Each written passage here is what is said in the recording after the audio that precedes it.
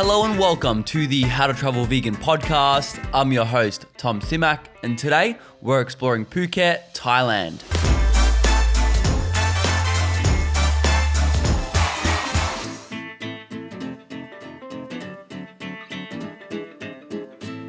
I've been meaning to get into Asia for a while now because you always hear how easy it is to make Asian food without animal products, especially things like curries, stir fries, spring rolls, dumplings, and so forth. Go hard on tofu and carbs here. So although I will be talking about places that will know what vegan means, you can still get away with eating just about anywhere here.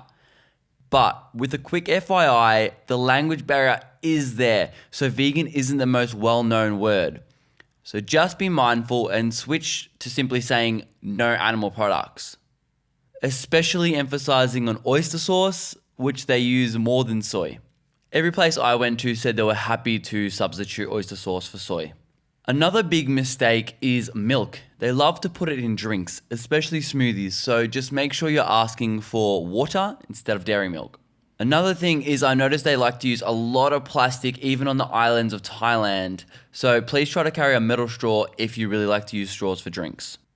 In terms of location, because Phuket Island is so big, I've tried to stick near Patong, Coron and Kata region because I know they're super popular with tourists.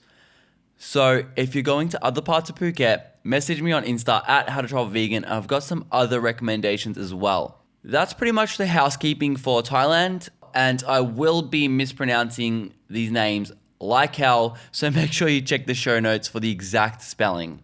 Now on to my top list of places to eat. I'll start on the southern end near Coron and Kata. We have Sai Than Bo. The food is fully vegan, but some drinks have dairy.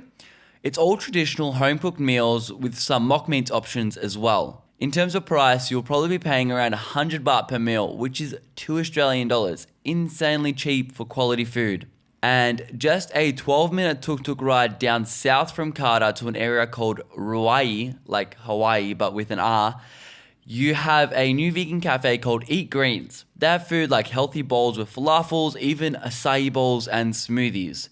So for a healthy, definitely check them out. But just a reminder, Western food means more Western prices. Nearby on the beach, there's another cafe called Natural Efe Macrobiotic World. Using natural and organic produce, they make mainly breakfast foods, and every weekend at the moment, they have a buffet for 300 baht per person. Again, that's $6 Australian.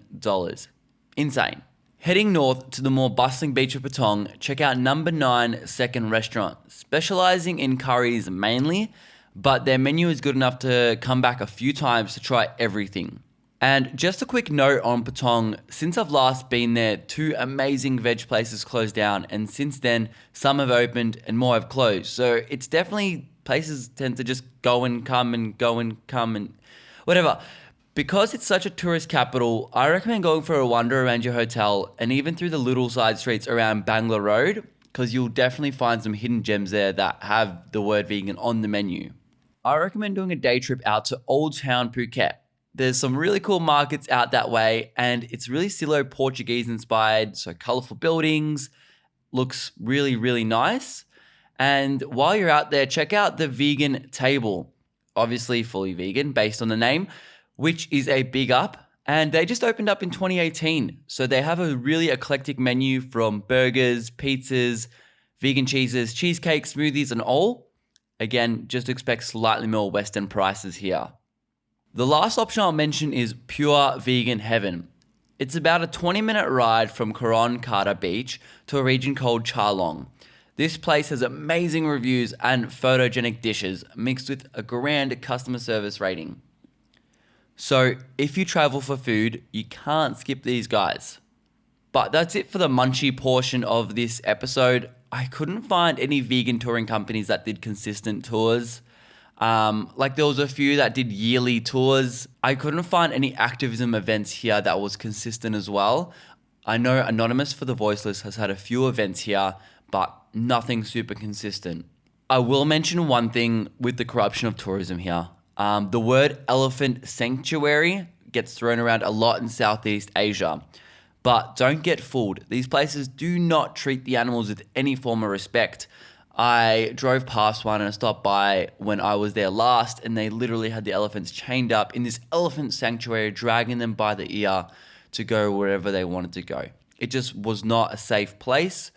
To my current research, I found 2 ethical sanctuaries in Thailand, one in Chiang Mai and one in Phuket. But please do your research before supporting any zoos or sanctuaries there.